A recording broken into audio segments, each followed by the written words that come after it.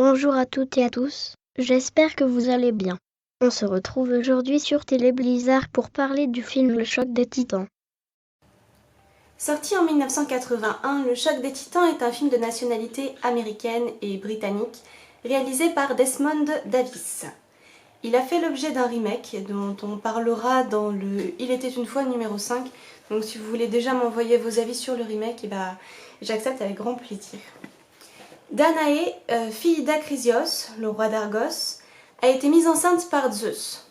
Évidemment par Zeus. De cette union est né un fils qui s'appelle Persée. Le père de Danaé a condamné sa fille à l'exil avec son fils illégitime en les enfermant dans un cercueil qu'il a fait jeter à la mer. Pour sauver son fils, Zeus a demandé à Poséidon de permettre à la mère et à son enfant d'accoster en vie à Séryphos. Persée grandit donc, et la déesse Thétis, jalouse de Persée, on verra plus tard pourquoi dans quelques secondes, le transporte à Jopé pendant son sommeil. Il entend parler de la malédiction de la princesse Andromède. Celle-ci devait épouser Calibos, qui a été puni par Zeus pour avoir péché. Il a tué tous les chevaux volants en fait, et le seul survivant est Pégase, et il l'a transformé en monstre. Le mariage avec Andromède est annulé après ce que Calibos a osé faire quand même. Et la mère de Calibos, la déesse Thétis donc, a voulu se venger sur la princesse. Ainsi nul ne pourra l'épouser, c'est une malédiction, sans donner à Andromède la réponse à une énigme posée par Calibos. Tout prétendant à sa main qui donne une mauvaise réponse est puni de mort. Persée comprend ainsi que tel est son destin et va tenter de combattre la malédiction. Et c'est d'ailleurs pour ça que Thétis a transporté Persée à côté pour qu'il soit tenté de trouver une réponse et qu'il meure en échouant à l'énigme. Malheureusement, la mère d'Andromède va vexer la déesse Thétis et celle-ci menace de déchaîner le kraken sur toute la ville si jamais on ne lui livre pas la princesse, qu'on la sacrifie et qu'on la donne au kraken. Persée va donc bien évidemment essayer de la sauver parce que du coup il veut l'épouser. Alors, scénario, j'ai mis 5 sur 5. Le scénario est extrêmement bien ficelé et passionnant. On ne s'ennuie pas du tout et les aventures de Persée sont particulièrement bien relatées. Tout est logique en fait. Même chez les dieux, tout est logique. Ils influent sur les hommes comme un théâtre de marionnettes un petit peu et c'est très très bien retranscrit dans le film. Caméra, j'ai mis 3 sur 3. C'est vraiment un film très très beau et bien qu'il ait sacrément vieilli au montage, il ne faut pas oublier qu'il a été produit en 1981. Il n'a absolument rien perdu de la magie qui l'anime et ça fait juste un peu vieux mais c'est pas gênant. Les plans sont très très beaux et le mettent beaucoup en valeur. On a des images extrêmement belles. Que ce soit Pégase ou le Kraken ou le vautour qui transporte la cage d'Andromède, les sorcières du Styx, la Gorgone, Méduse, Calibos, on est complètement transporté au pays des merveilles et c'est un film vraiment magique. Personnages, j'ai mis 4 sur 5. Alors je mets 4 parce que les personnages sont très très bien, mais franchement j'ai un gros problème avec Persée. Un gros problème et c'est dommage vu que c'est le personnage principal. Je veux bien qu'il soit le fils de Zeus, qu'il soit fort, ingénieux, courageux et qu'il ait toutes les qualités du monde, mais pour moi ça reste juste un petit con prétentieux et c'est dommage. On peut ne pas être détestable en étant prétentieux, mais alors lui il dépasse tout, enfin surtout quand on a les qualités qui suivent. Mais je veux dire que Persée, c'est un personnage qui pourrait se permettre d'être prétentieux, il en a les moyens, mais là où c'est mal fait, c'est parce que ça lui donne juste des airs d'enfant gâté qui traite tout le monde de haut et pas de quelqu'un avec des grandes qualités qui peut se permettre d'être prétentieux. Là, c'est juste un petit peu énervant, ça m'énerve un petit peu. Mention spéciale quand même à la fausse chouette Bibo qu'Athéna donne à Persée sur ordre de Zeus. Et elle est franchement trop mignonne et c'est je pense mon personnage préféré, si on peut dire personnage préféré. Je surveille une machine en même temps. C'est une chouette qui est super mignonne. Alors elle est fausse, elle est mécanique parce que Athéna ne veut pas lui donner sa vraie chouette. Mais c'est trop mignon. Bref, jeu d'acteur, 4 sur 4. Le jeu d'acteur est franchement très très bon et on ne leur demande rien de plus. Il est parfait. Hamon, le vieux monsieur qui compose des pièces de théâtre et qui aide Persée, et Andromède sont pour moi quand même particulièrement touchants. Son, j'ai mis 3 sur 3. La bande son est épique comme il se doit et elle accompagne très très bien le film tout du long. Elle ne lui fait défaut à aucun moment. Ce qui nous fait un total de 19 sur 20 qui est particulièrement bien retranscrit. Voilà, ça c'est mérité. Goromètre, j'ai mis 0 sur 10 et Trouillomètre 2 sur 10. Je les ai laissés parce que quand j'ai vu ce film, quand j'avais 4 ans, il y a des passages qui me faisaient très peur et le passage de la méduse me fait encore peur aujourd'hui, donc je vous ai laissé le Trouillomètre parce que moi j'y ai mis 2. Voilà. Donc vous pouvez m'envoyer vos avis sous 3 formes. Donc je préfère en vidéo évidemment parce que c'est beaucoup plus rapide pour moi, j'ai juste à rajouter les effets de Télé Blizzard et c'est tout. Vous pouvez m'envoyer vos avis par vocal. Donc si vous me les envoyez par vocal, par contre je veux bien que vous m'envoyiez l'écrit aussi parce qu'il faut que je mette les écrits sur le truc et c'est mieux pour moi si j'ai déjà l'écrit, donc avec les deux. Et vous pouvez m'envoyer vos avis par écrit, dans ce cas j'enregistrerai l'avis avec Voxygène sans problème sur le truc. Donc voilà, vous pouvez me les envoyer sur YouTube, par mail à thelyssenneigé@gmail.com, sur Facebook, sur ma page thelyssenneigé, bref, où vous voulez.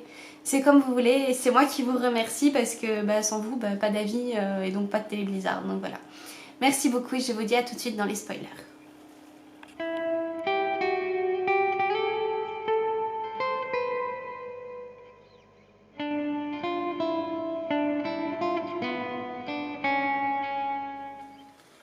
Alors du coup dans les spoilers je vais vous expliquer pourquoi je déteste autant Persée, parce que plutôt que d'assumer ses actes comme l'homme avec un grand H qu'il prétend être tout au long du film, il ment à Andromède quand elle insiste pour l'accompagner et il l'abandonne lâchement pendant la nuit plutôt que d'assumer le fait qu'il ne veuille pas qu'elle la suive et après avoir fait semblant de céder. Je crois que c'est ça le pire, c'est d'accord tu viens avec moi, puis pendant la nuit je me barre et je te laisse. Et je trouve ça particulièrement lâche et ça m'a bien mise en colère contre Persée. Donc voilà, je vous remercie et je vous dis à tout de suite dans les avis.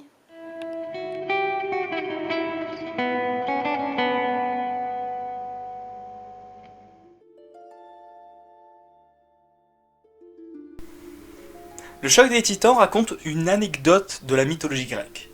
Alors, oui, évidemment, j'appelle ça une anecdote parce que la mythologie grecque est tellement vaste qu'on s'en mêle rapidement les pinceaux. Et pourtant, ce film a beau être vieux et de son époque, avec des effets spéciaux évidemment dignes de Godzilla et de King Kong premier du nom, il est bien. Il est bien parce qu'il est cohérent avec lui-même. C'est-à-dire qu'il a son univers et on y rentre facilement dedans. C'est-à-dire que par exemple, si tu places un décor si tu places un décor futuriste et que tu vois une voiture volante, ça te choque pas parce que d'entrée, on te dit que c'est futuriste ou que ça l'est pas, par exemple. Là, par exemple, si on m'avait dit qu'il y avait des voitures volantes dans ce film, j'aurais dit da fuck. J'aurais quand même dit da fuck. Mais ça m'aurait pas trop choqué. Dans le sens où c'est les dieux, où ils savent tout à l'avance, où ils savent le destin de tout le monde. Donc ça m'aurait même pas choqué. Mais il n'y en a pas de voiture volante, ne vous inquiétez pas. Mais il est cohérent avec lui-même, et c'est ça que j'aime bien. Ensuite, alors oui, pour continuer, je vais pas ensuite, mais pour continuer sur ça, il y a les Deus Ex Machina. Alors on t'en donne à foison, avec notamment le petit hibou là, mécanique.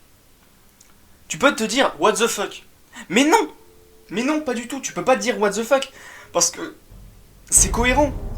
C'est une œuvre des dieux.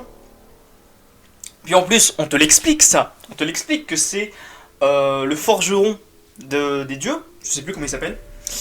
Que c'est le forgeron des dieux qui l'a fait, qui l'a fabriqué pour Athéna. Si c'est bien ça, si je me souviens bien. Que c'est pour Athéna. Donc, c'est pas con. C'est pas du tout con. Et ça se laisse regarder. Ça se laisse regarder. On dit pas, mais pourquoi il y a ça? Non, non, parce que c'est complètement cohérent dans l'histoire. Bon, après, pour reparler des effets spéciaux, c'est vrai que je me suis dit, sérieusement là? Mais ça se pardonne très vite, parce que le film est cohérent. Je sais, je radote toujours le même truc, mais bon. C'est parce que ça m'a... C'est vraiment un point positif. C'est vraiment un point positif que je note sur ce film. Après, oui, donc voilà, il y a, comme je l'ai dit, il y a des moments gênants avec les images de synthèse, hein, comme l'espèce de combat avec les scorpions. Et voilà, ça se laisse regarder. Ça se laisse regarder. Voilà. J'ai pas grand chose à dire en fait sur ce film, hein. De par son âge, et parce que je suis pas cinéphile, je suis pas autant cinéphile que ça, pour faire une analyse bien complète, ficelée, tout ça, rebondissement et tout. Toi-même tu sais. Mais voilà. J'ai bien aimé. Je l'ai pas adoré, pas du tout. Il y a plein de choses que j'ai pas aimé, mais que je saurais pas ressortir là. Mais il est cohérent, il y va pas que par quatre chemins. Et comme je l'ai dit, un très bon point, c'est qu'il est onirique. C'est qu'il y a une apparence onirique qui est plutôt bien montrée. C'est ça que j'aime bien. C'est ça que j'aime bien. Puis en plus, aussi, ouais, je voudrais reparler du monde des dieux. Parce que oui, on nous a représenté l'Olympe. Et ce qui est bien, c'est qu'ils arrivent à faire un bon consensus. Je pense que c'est le mot. Désolé. Un bon consensus entre le monde des humains et le monde des dieux. Qui nous le montre autant de fois. Et c'est ça que j'aime bien, parce que t'as cette dualité qui est entre les dieux et les humains et les dieux, on s'en fout. Et c'est bien représenté. C'est bien représenté. Je sais pas si c'est voulu, mais c'est bien représenté. Et voilà. Donc, j'ai rien d'autre à dire. Ce film est donc à voir. Pas absolument, mais il est à voir parce que il est, à mon sens, culte. Il est culte parce qu'apparemment il y a un remake. Et je sais pas pourquoi, mais je sens que ça promet.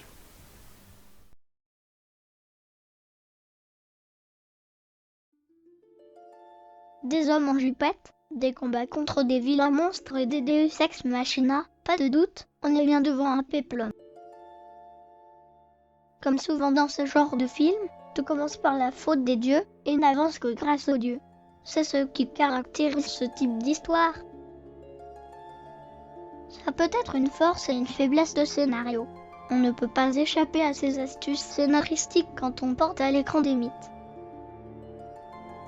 Mais quitte à faire une adaptation, réduire l'importance des dieux renforcerait le côté héroïque des personnages et ajouterait plus d'enjeux.